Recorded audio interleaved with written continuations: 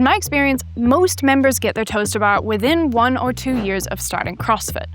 Anecdotally, I'd say about 85% of people do, and the 15% of people who don't struggle. And it hurts my soul because it's actually relatively easy to fix. In this video, we'll go through the 3 ingredients that you need to get a toes to bar. Look, I know you're going to be tempted to skip this section because you'll think that it doesn't apply to you, but unless you're a former Olympic gymnast, you probably need to hear this.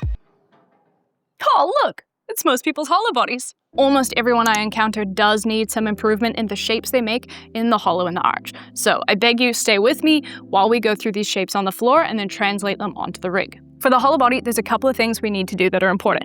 The first thing is we need our ribs to get pulled down that way. That's going to pull my shoulders off the floor. Then I'll take the pointy parts on my hips and pull them toward my face. This has now crunched my abs down like this. My arms are going to go up overhead with my biceps covering my ears, and then I'm going to extend my legs out. So, crunch, tuck, reach, lift. Up! And then in the arch position, we bring our heels together, we squeeze the bum and the quads, and we should see that that lifts the legs off the ground. And for the top half of the body, we're lying flat on the floor, we lift our wrist watches toward the ceiling, and then we gently lift the sternum to create a little more arch. We can see this creates a long arch shape, which is a much prettier and more powerful shape than what most people give you in an arch lift, which is done entirely from the mid-back. For the toes to bar, we want to be able to do 3 sets of 30 seconds of hollow hold and at least 3 sets of 10 arch lifts. Now, a lot of people will take a really good hollow body on the floor, they'll jump up to the rig, and then they'll do this for their hollow. This is not a hollow body. We need to make the same shapes on the rig as we made on the floor. So we pull the ribs down, we tuck the pelvis under, we squeeze the legs long, and we're here.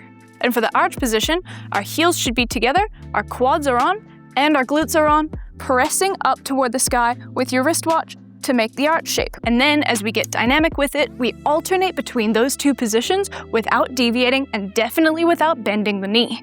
Now from the kip swing, a lot of people will move to a kipping knees to chest. And that's fine, it's actually a pretty good exercise because it teaches you to turn your kip swing into a movement where you're getting behind the bar and bringing your legs close to your face. But there are good and bad versions of the kipping knees to chest. And a bad one looks something like this. We violate the rules of our hollow body by just using the hip flexors to bring our legs up. This, therefore, is not a good kipping knees to chest. Even though you go through some version of an arch shape and some version of a hollow shape, they're not good enough to help you drive the shapes for your toes to bar. So do the kipping knees to chest, that's totally fine, but the mistake people make from the kipping knees to chest is thinking that they can go directly from that, even done well, into a toes to bar. And that's actually way too big of a gap to jump. Instead, at this stage, I use a different set of drills. I call them the dead stop series. Now, for the dead stop series, I like your box to be a little further out the front of the bar than out the back. So I kind of go for like a 2/3, 1/3 rule if I'm facing this way. Now, the first movement of the dead stop series is the dead stop knees to chest. So it should be familiar shapes. You're gonna set yourself up in a kind of bad arch position with your heels on the box, pushing forward with your glutes tight. Now, the reason I say it's a bad arch is because you can see that I'm not gonna be able to get into my full arch shape because there's no momentum pulling me into that position. And that's fine, we're just gonna work with that. But we do need a good arch shape from the shoulders down. So legs are tight, heels are pushing into the box, and then we're gonna push down with our arms into the box and pull our knees toward our chest. Notice that I had to snap down fairly quickly to make the rep. The reason I like this is because it forces you to push down onto the bar, otherwise you can't pull your knees back into your chest in time. So it teaches a certain degree of being fast in your return to the arch, as well as the straight arm push. I also like it because we can scale it up with the strength level of the athlete.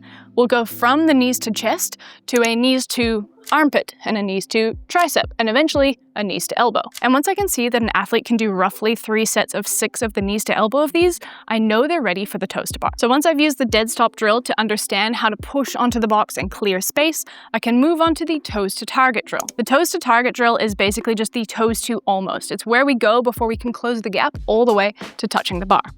But I only like to do that when the athlete is already about 30 degrees away. I don't think it's all that useful when their legs are still down here. Reason being is that if their legs are down here, they're probably not pulling themselves behind the bar enough for it to be useful, whereas if their legs are up here, they probably have created the space and they just need to eke out that little bit more. So the way I like to teach this is to ask the athlete to pick a visual target up on the wall or the ceiling, and that's where in their line of sight their toes are going to go to every time. So rather than targeting the bar, they're targeting the same amount of elevation with every rep. It's gonna look like this.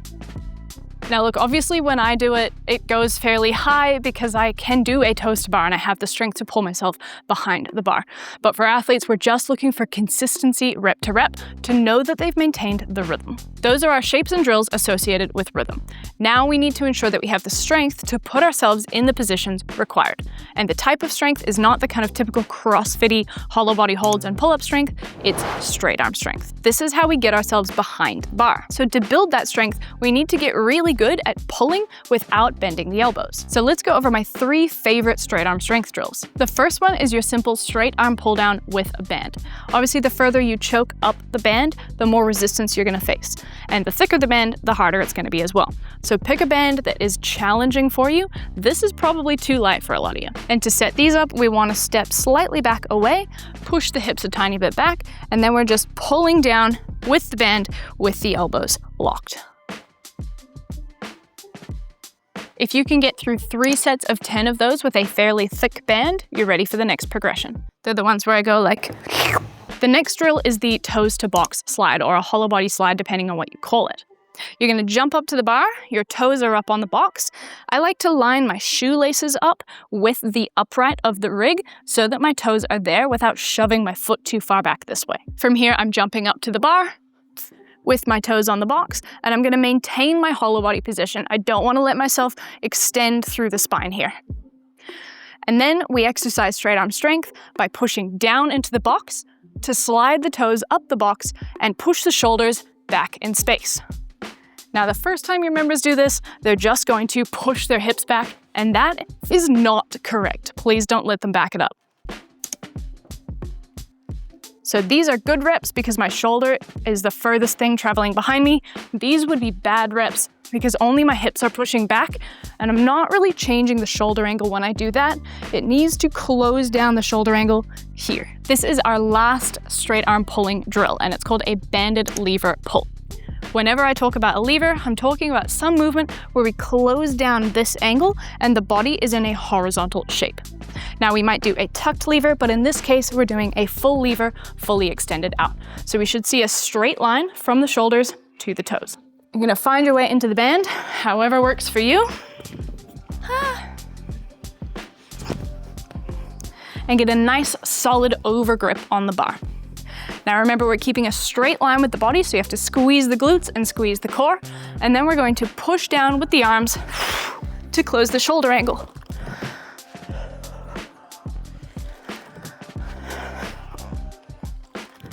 Now we can probably see a tiny little elbow bend there, but we are trying to go as straight with the arms as possible. Some things to avoid are closing down the hip angle. That's not a good rep. And the other one is kipping. We don't want to see. It should be a fairly strict movement.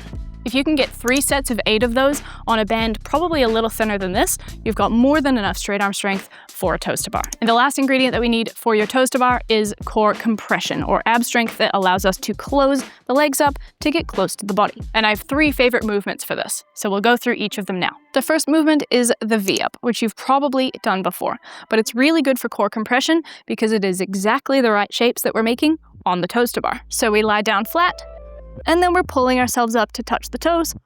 I like to see about 3 sets of 20 of those to know people are ready to move on. We have to train abs for the toes to bar because that's what allows us to whip from the hip and pull our feet toward our face.